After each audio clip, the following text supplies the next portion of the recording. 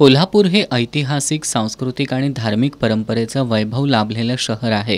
मात्र गेल्या काही दशकांपासून अनियोजित बांधकामं, अनधिकृत संरचना आणि अतिक्रमणांमुळे शहराचं मूळ सौंदर्य, वाहतुकीमधील सुसूत्रता आणि स्वच्छता धोक्यात आली आहे. महानगरपालिकेकडून अधूनमधून फेरीवाल्यांवर किंवा छोट्या टपऱ्यांवर कारवाई केली जाते. मात्र मोठ्या प्रमाणावर झालेल्या अनधिकृत बांधकामांकडे दुर्लक्ष केले जाते. त्यामुळे कोल्हापूर शहर अतिक्रमणमुक्त करूनच शहराचा सुधारित विकास आराखडा तयार करावा, अशी मागणी अखिल भारतीय हिंदू महासभेकडून करण्यात आली आहे. या मागणीचं निवेदन महापालिकेच्या अतिरिक्त आयुक्त शिल्पा दरेकर यांना देण्यात आलं.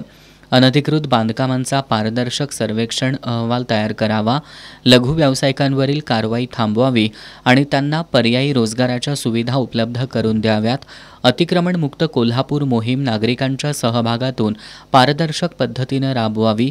सार्वजनिक तक्रार निवारण यंत्रणा स्थापन करून ऑनलाईन तक्रारींची सुविधा द्यावी. गेल्या 30 वर्षातील विकास आराखड्यांचं पुनरावलोकन करून जनतेसमोर अहवाल जाहीर करावा, अशा मागण्या निवेदनाद्वारे करण्यात आल्यात.